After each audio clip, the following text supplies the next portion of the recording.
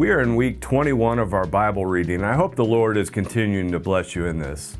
Well, last week we opened up the book of Psalms, and we really talked about how we could apply the Psalms to our individual life, or kind of our own devotional life. Well, for this video, I want to get into a little more of the structure of the book of Psalms.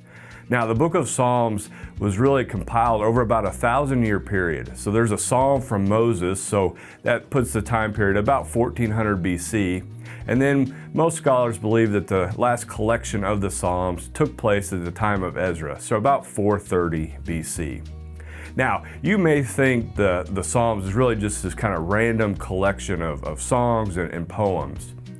There's actually a structure to this book, and it's divided into 5 books. And we know this because each of the books ends in a doxology, which is the short hymn of praise. And so we see this in Psalm 41:13, Psalm 72:18-19, Psalm 89:52, Psalm 106:48, and then Psalm 150:6.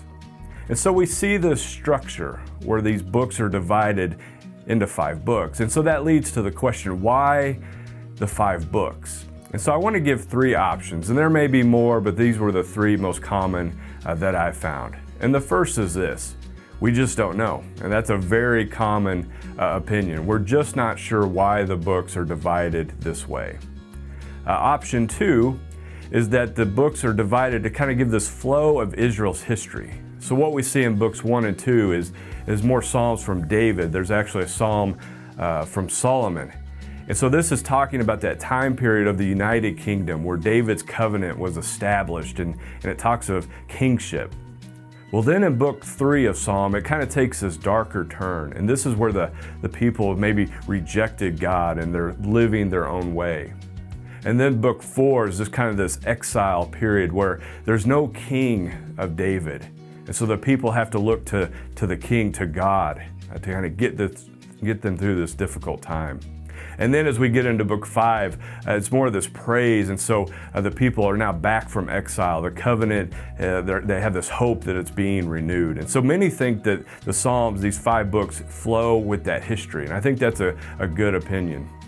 And then the third opinion is this: that the 5 books of Psalm reflect the first 5 books of the Bible. So Genesis, Exodus, Leviticus, Numbers, and Deuteronomy. And this actually may be the most common opinion or view why the 5 books are divided this way. So let me explain a little bit. So what we see in book 1 of Psalm is that it talks a lot of creation and sin and redemption. And this is a major theme in the book of Genesis. In book 2 of Psalm, it speaks of ruin and redemption. And so we see this with Exodus, where the people are ruined. You know, they were in enslavement, and then they were delivered. In book 3, it speaks a lot of the sanctuary and the holiness of God's temple. And so we see this reflected in Leviticus, which talks a lot about holiness and the sanctuary or the tabernacle. And then in book 4, again, going back to even the history of Israel's timeline, where there's kind of really this, there's no king, they're kind of wandering around. And so this again points back to the book of Numbers, where the wilderness wandering. And then we get to book 5 of Psalm, and it's more praise and awe and excitement. And this again goes back to the book of Deuteronomy, where there's covenant renewal. And so I'll let you decide what you think is best. The guys with the Bible Project do a wonderful job of laying this out. And so you can decide which view maybe you hold to. But I want to end with this. Psalm 1 is often called the gateway or the doorway into the rest of the psalm. And it says that the blessed person delights in God's law. Now, when we hear that word law, we often think of it in a legal sense.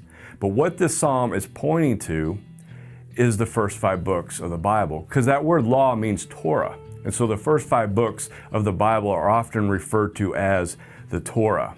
But they're also known as the law of Moses. Now, Moses didn't write every word that we find in those first 5 books, but it's kind of a shorthand way because he is believed to be the main author. So it's called the law of Moses. What you may not know is that the Psalms is often referred to as the law of David. Now, just like Moses didn't write every word in the first 5 books, David did not write every psalm, though he wrote a lot of them. But again, it's a shorthand way to refer to this book. And so my point is this. In Psalm 1, it's this entryway into the rest of the book, and it talks about the law or the teaching or the instruction.